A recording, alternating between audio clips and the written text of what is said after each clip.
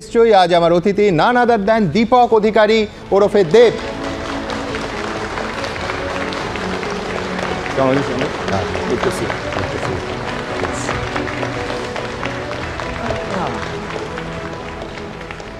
দেখুন, পোলানস্কি বলেছিলেন সিনেমা এমন হওয়া উচিত যা আপনাকে ভুলিয়ে দেবে যে আপনি সিনেমা হলে বসে আছেন, অর্থাৎ সিনেমা হবে বাস্তবের প্রতিফলন। কিন্তু কতটা? আমি এই অনুষ্ঠান শুরু করব আমার এই দুহাত দূরে যে নায়ক এবং অভিনেতা বসে আছে তার সাম্প্রতিকতম সিনেমা এখনও রমরম করে নন্দনে চলছে তার একটা বিশেষ দৃশ্য দিয়ে। কেন এই প্রধান ফিল্মটার এই দৃশ্যটা দিয়ে এই অনুষ্ঠান শুরু করছি সেটা দৃশ্যটা দেখলেই বুঝবেন। দেখুন। এই দেখো, চাকরি চুরি জাল ছড়িয়েছে ধর্মপুরে, দেখো।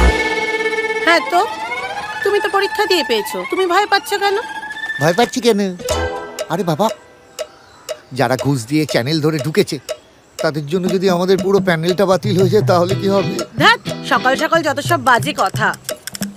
বিয়ের পর তো একটা ভালো কথা তুমি আমার শুনতেই পাও না, যত সব দেখুন, এই ছবিটা রিলিজ করে গত বছরের 22শে ডিসেম্বর। আমি ধরে নিচ্ছি তার অন্তত 6 মাস থেকে 1 বছর আগে চিত্রনাট্যে এই অংশটা শুভদীপ, অভিজিৎ বা অতনুদা লিখেছেন।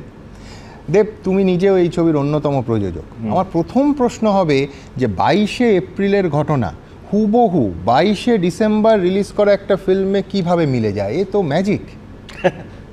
আই উইল সে এটা একটা কোইন্সিডেন্ট। মানে সত্যি কথা বলতে গেলে দেখো, প্রধান আমি বলবো কি প্রধান যখন আমরা ভাবছিলাম, আমি অতনুদা এবং অভিজিৎ এবং শুভদীপ, চারজন তো মেন না, এবং আস্তে আস্তে যেই দিকে গল্পটা এগোচ্ছিল সেইখানে আর পিছনে দেখার কোনো সুযোগ ছিল না। উই নেভার থট কে এইটা রাখবো কি এইটা রাখবো না। ওদের সবারই আমার দিকেই তাকিয়েছিল ওরা, যে দেব কতটা হ্যাঁ বলবে, দেব কতটা না বলবে। আমি একটাই কথা বলেছিলাম, যেটা অতনুদাকে জিজ্ঞেস করো, অভিজিৎদাকেও জিজ্ঞেস করো, okay if you are going then let's go for it. Half hearted হয়ে কোনো কাজ হয় না। এবং এইটা কোনো সরকারকে ছোট বা কোনো সরকারকে বড় দেখানোর জন্য নয়। এটা আমরা তোমার চ্যানেলে দেখি বা সব জায়গায় চলছে, সেইটাকে একটা সিনেমার মাধ্যমে, সিনেমার একটা লিমিটেশন আছে, মানে আমরা তো ডকুমেন্টারি তো করছি না, মানে সিনেমার একটা লিমিটেশন আছে।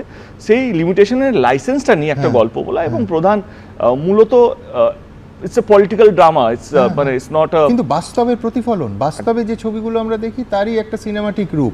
আমি ঠিক এইখানে দেবের কাছে পরের প্রশ্নে আসব যে প্রধান ফিল্মে এই রকমভাবে রাজনীতির দুর্নীতি, কাটমানি, ভোট সন্ত্রাস, ছাপ্পা ভোট, ক্ষমতাসীন দলের ওই ব্যালট পেপার খেয়ে ফেলার দৃশ্য, যেটা হাবড়ার এক তৃণমূল নেতার বিরুদ্ধে অভিযোগ উঠেছিল, হুবহু এমনভাবে পরপর এসেছে। দেব, কে বলবে যে এই ছবির নায়ক এবং প্রযোজক তৃণমূলের সাংসদ?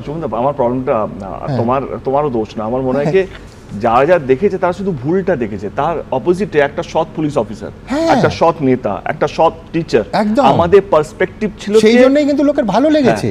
কে সৎ মানুষও আছে, মানে দু চারটে খারাপ বা অসৎ থাকলে যে পুরো দলটাই অসৎ বা পুরো দলটাই খারাপ সেটা নয়। কিন্তু আমার প্রধান ছবিতে যতটা অসৎ লোক ছিল, যতটা কারাপ্টেড বা ছিল, ততটাই কিন্তু ভালোটা ছিল।